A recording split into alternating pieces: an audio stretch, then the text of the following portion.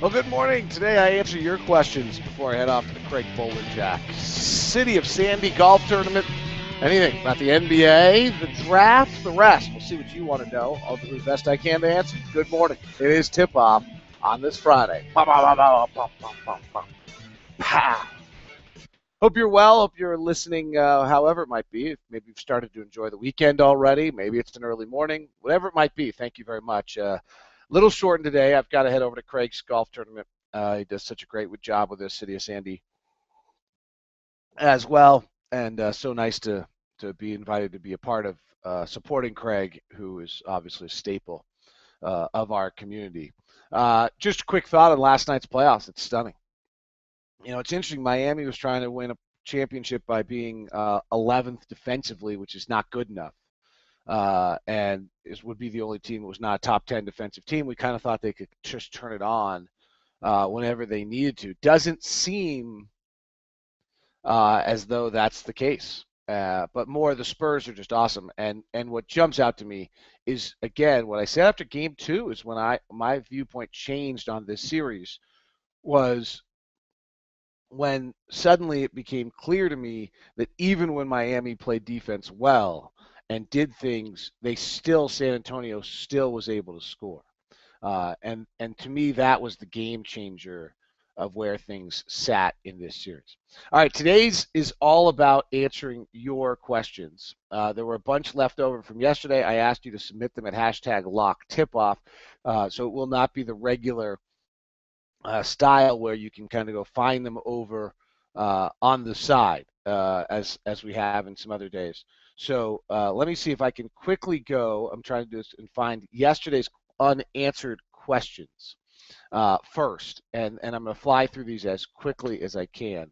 And to make sure that this doesn't start playing or it'll be me on top of me. Okay, the Jazz have a reputation for taking a safe pick in the lottery. With that said, who do you think are safe picks at 5? Who are the high-risk, high-reward players at 5? It's from Ross. I would say two things to this question. One, I'm not sure I agree with the premise. Ennis Cantor, I don't think, was a particularly safe pick. It wasn't a very good draft, but I'm not sure that was a safe pick. The second thing, the safest at 5, you're going to have the risky pick is Dante Exum. It's also the home run shot. And I think that's the high risk pick. Safe pick at 5. That's a hard question. Is Marcus Smart a safe pick? Is Aaron Gordon with his shooting problems a safe pick? Maybe Julius Randle was until the other day when he said they had a foot problem. So I'm not sure he classifies either. All right, Billy Murphy asks, why do you think it's impossible to move up from 23? I'm not sure I think it's impossible to move up from 23. Most often 23 in all the discussions is so highly valued. But I also think there's a real level in this draft where 10 through 15, which is probably where you want to move with 23, is pretty highly sought after also. So, I mean, I guess at some point here, to move up with 23, you're coupling it with one of our current players, but I don't know how high you're going with one of those players. So I think more often what I see is someone says, hey, if you take 23 and 5, do you get to 3? And I think the answer is no. I don't think that moves the meter in that fashion. From Matt Ott, am I crazy to think that some GMs think Vonleh with his length and outside shooting is potentially higher two-way upside and that he could leapfrog Jabari? 2 weeks is a long time. I don't think there's a scenario where Jabari doesn't go in the top 3. Jabari's going to score 20 points a game in this league. He has some things that I think are off about his game that he's going to have to learn. I don't think he helps you win yet. I don't think he makes winning plays yet. But I think he's still going to average 20 points a game. Vonleh is still, a developing prospect who some people think might be Chris Bosh. And if he is Chris Bosh, that's pretty awesome. And then you really have to consider it. But I do not see a scenario where Embiid, Wiggins, or Parker are not the first 3 picks. From Jonathan Erickson, Stein mentioned this Jazz going after England as an assistant is the type of hire really even possible? No way the Spurs let him get away. Probably not. He's paid a ton by the Spurs. Mark Stein, without being too critical, is not hit on anything involved us in a long time. And so I don't know what where he gets his information or why or what his sources are. But for a while, he has not been accurate, or at least what he has said has never come to fruition. That's worth noting. There's a difference in that in reporting. Um, that one thing is, that simply you can be accurate, and then the other side happens, and it wasn't as though you were inaccurate at the time. If we do draft Exum, do you think Alec or Gordon becomes available in the trade? I think they're available in the trade right now because I think everybody in our roster is available for a trade for the right player. Okay, so let's clarify that. And I don't think there's any scenario where we wouldn't trade one of our players if we thought it made us better. And I don't think that actually changes if you draft Dante Exum. I guess it might change a little bit. It might change a little bit in regards to um, how you define um, I guess, available, as I guess what I'm trying to say. That I guess if Exum develops then really fast, then maybe you're more willing to trade one of those players because they make you better. But I don't think that we're in a position here where we're moving talent yet. I don't feel like we're in a position where when we get one of these, that we're so good here that we don't need this player. I think that's and Exum I think is still quite a ways away. James Hanson, with Quinn's ability to develop players, does that make us more likely to draft Exum if he's available? That's an interesting thought. I guess, and I like that question, James. I'm not sure I have a good answer for you, but I do think that you're onto something. That if we're going to draft someone like Dante Exum, we obviously have to really believe that really believe that we can develop players. And I would have liked to think that we thought we could develop players before, but maybe Quinn's better at that in some capacity, and the staff will be better at that in some capacity. All right, let me move over to the Locke hashtag questions from Taylor Cotterell. Headhunter in Utah is his Twitter account. How much of what you Spurs accomplish is coaching or habits for stars on the team? Oh, I mean, I think it's a combination of everything, but I don't think any of it happens if you don't have Tim Duncan, uh, the way they've, and Manu Ginobili, and then I think the way that they've really molded Tony Parker. They also have drafted really well, frankly. Kawhi Leonard was thought of very highly in the numbers world. It's not a new idea that he suddenly has become a good player for a lot of people. That's not entirely new. So they've drafted very well, but they've also recognized talent. Tiago Splitter was in Brazil, and they went and grabbed him, and he's a really nice piece to their puzzle. Bellinelli fit, Bonner they fit. So I think they've done defensively. I think they have habits that they're always in the right spot. They know how to play.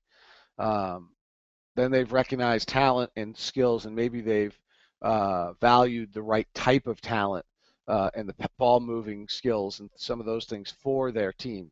But none of it happens without Duncan. But it's masterful. It's wonderfully done. They deserve huge credit. Uh, I almost think there's something wrong by trying to isolate where, and why. It's clearly, if you're going to win 5 titles in 15 years, it's a collective effort. It's just fabulous. From Weston Porter at Weston J. Chad Ford says Utah hasn't been very high on Smart the last 2 years. Is that true? If so, why? Um, well, I think Marcus has not been a very good shooter, and he's probably not a natural point guard. And so in our system we are running, we've gone through a really big transformation. Could have that been Kevin O'Connor's thoughts about him, and Kevin didn't like him, and Kevin's probably not as intricately involved in the draft decision as he once was. That could be something, about the way Tyrone Corbin was playing, and that's no longer accurate. So I would say that those are. I'm not sure. I think that those are. I'm not sure.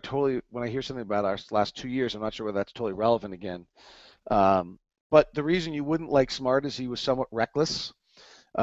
He did not shoot the ball very well. The reasons you would like Smart is he plays incredibly hard. He plays incredibly smart. He sees the game well.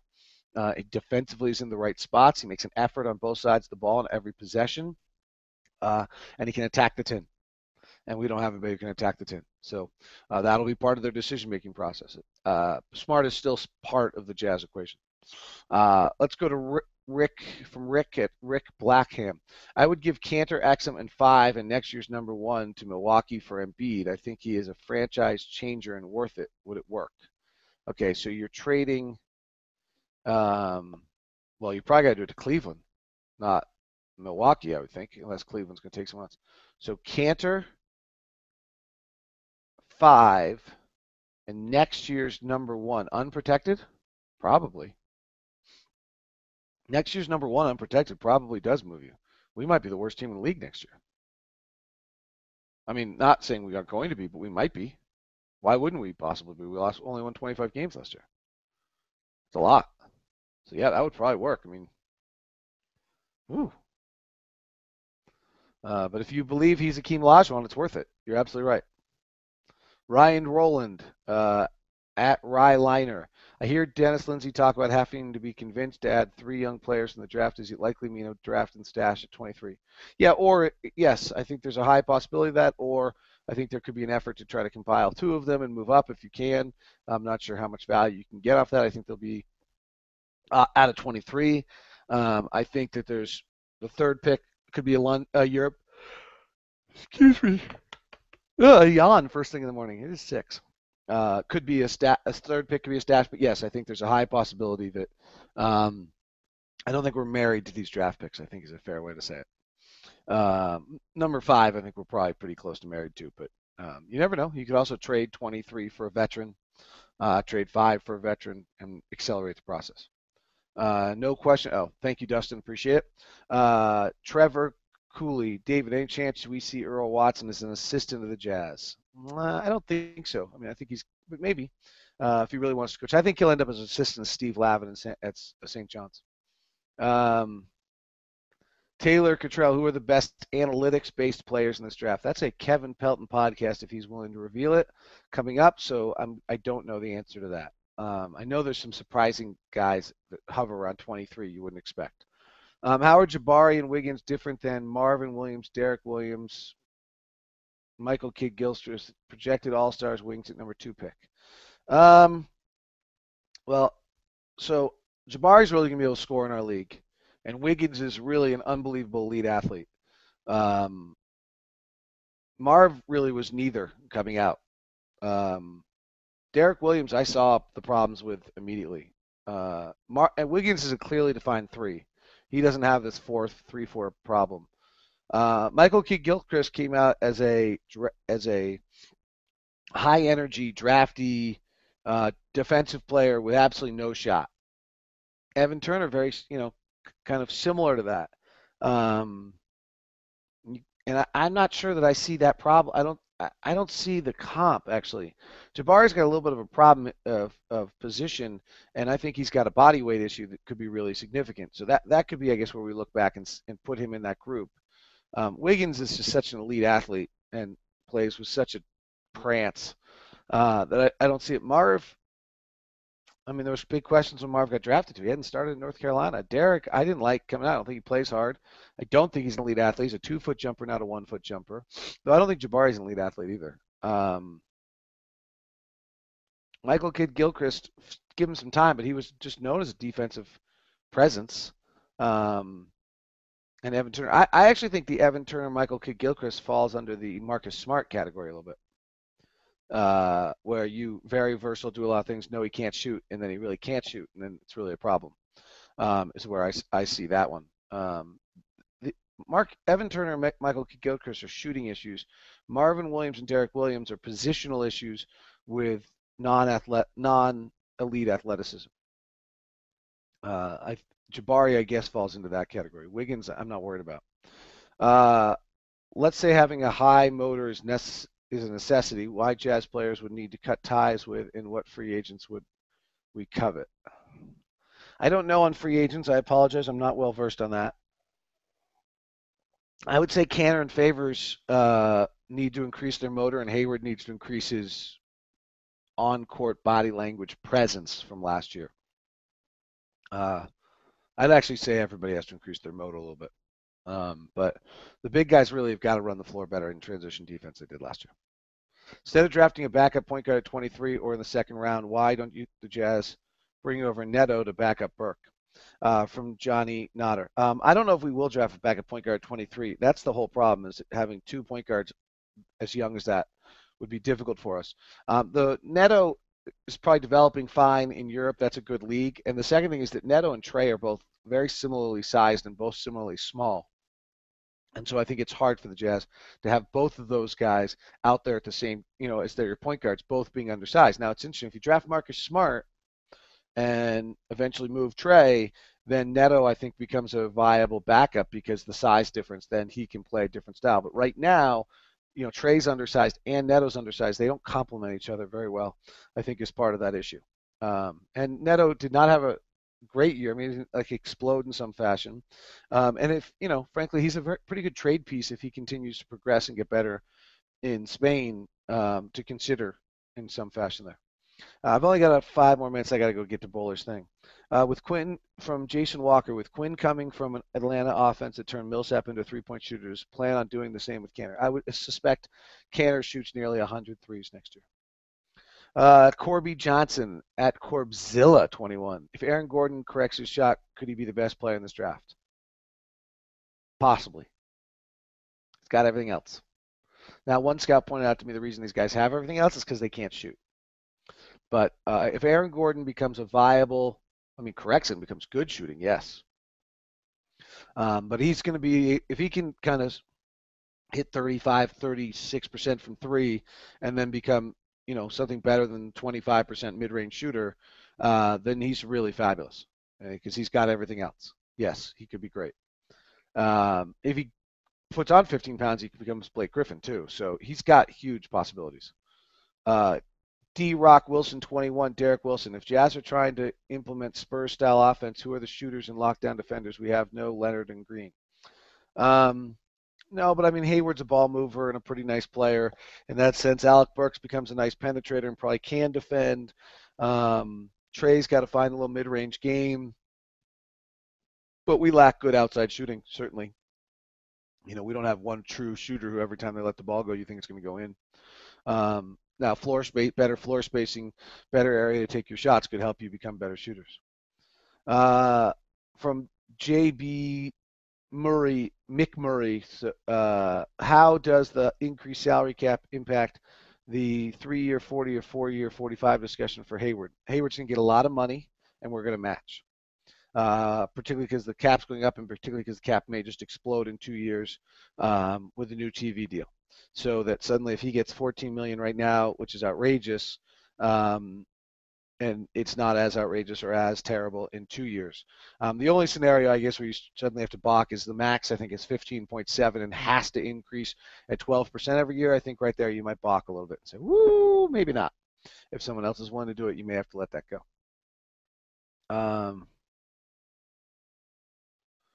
Gabe Splash wants to know, what building parts do you think the Jazz can go after in the offseason with free agency and the draft?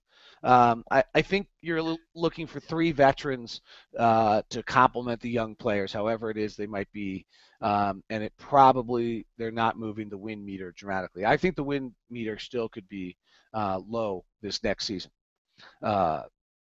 With as many young players we have, hopefully they make big developmental steps and we get better under Quinn and we do play better defensively and we make some strides. But I would suspect that you're adding a veteran point guard to back up Trey. You're hopefully bringing back Marvin Williams. You may be adding another big, depending on how you draft, to have a veteran back there, and maybe you're adding another wing player who fills the role that Richard Jefferson had. So you're probably drafting someone there, and so you're adding Marvin, Richard Jefferson types and a backup point guard, and is how you're building it. And I'm not sure that they move the win meter dramatically as we still let these guys develop. All right, that was great, and those were really good questions, particularly in the sense that none of them duplicated. I'm very impressed. There are more. And so I may do a secondary one later today when I get home, just so you have it as a podcast for the weekend. Thank you very much. I've got to run to Craig's. Thanks for Craig for all the community work he's doing. Have a good day.